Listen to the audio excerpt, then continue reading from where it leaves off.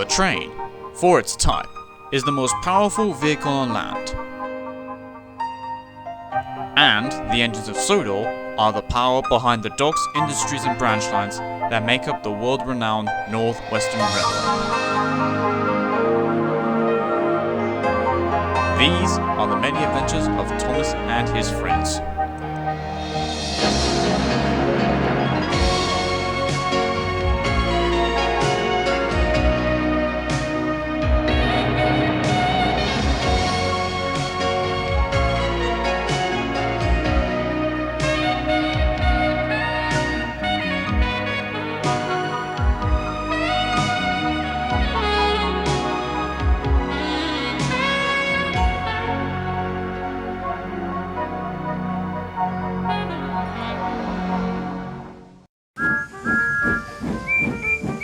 All the engines on Shoutout are very happy to work on the Fact Controller's railway.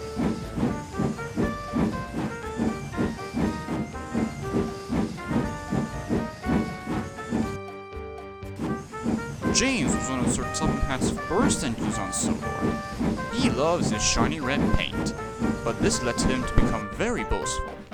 In the end, James has made sure he is put in his place. One summer morning, James arrived at the docks. He had to pick up some heavy pipes. Gordon and Thomas were already there. Thomas was very excited. A new crane had just arrived on the island. He looks so strong. I'm sure he can lift you up, Gordon. Gordon didn't think this was funny, and Thomas chuffed away. That crane might be big, but he has no engine. He can't move unless another engine pulls him. James looked at the crane.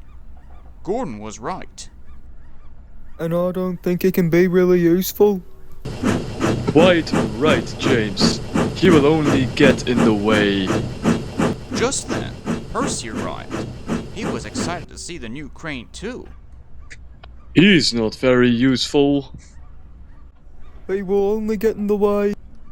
New fangled nonsense. What's a newfangled nuisance? Newfangled nonsense, Percy. It's something that's new and not really useful. James's freight trucks were right next to the new crane.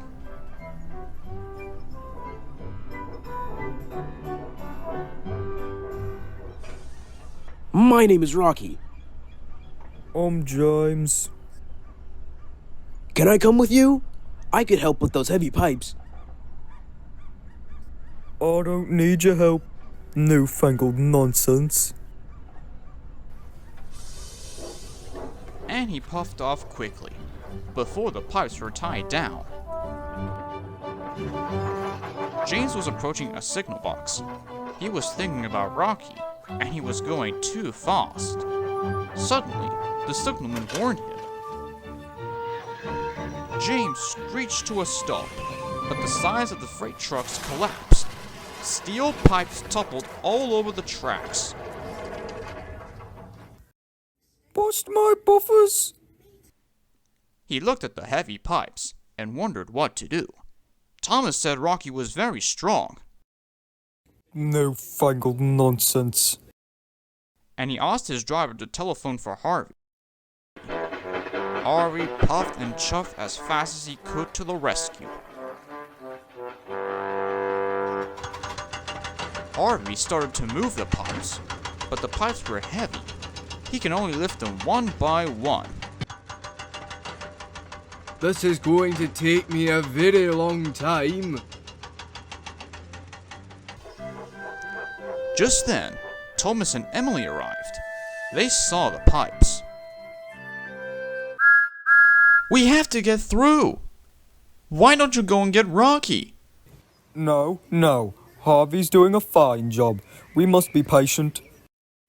I don't like being patient. We got some very important work to do. Then, they heard Gordon. He was going too fast. Then there was trouble. Gordon hit the pipes with a loud crunch. He came off the tracks. It was a terrible mess. I can't lift Gordon. He's too heavy. James! We need Rocky! Gordon huffed. Newfangled nonsense. But James knew this was a disaster, and he knew Harvey couldn't lift Gordon. There was only one thing to do. His driver would go and telephone Sir T.M.A.O.T.H.F. Sir T.M.A.O.T.H.F. was in his office when the telephone rang. I'll send the Edward right away with the new crane. At the docks, Edward was greeting Rocky when the dock manager came. Edward! There's a collision with Gordon on the line! You need to take Rocky! Rocky, are you ready? I'm ready and waiting, Edward. So Edward buffered up to Rocky, and together they left for the junction. Go get him, Edward.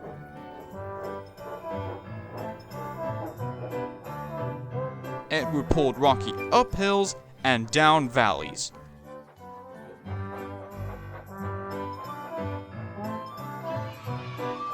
Everyone cheered and waved with them.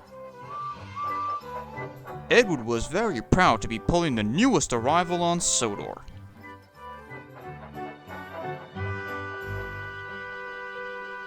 Edward soon pulled up with Rocky. I can fix this.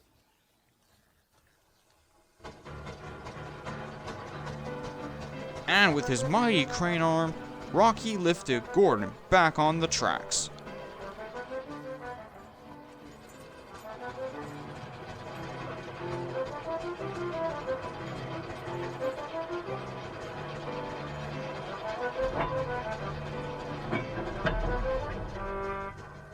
Gordon was surprised.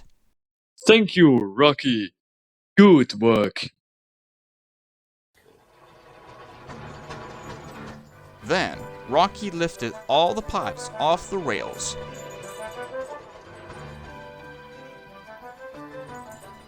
The job was done in no time. Gordon and James were very impressed. I was silly to think you were newfangled nonsense. You might be new, but you are really useful. Welcome to our island. And everyone tooted and cheered for Rocky.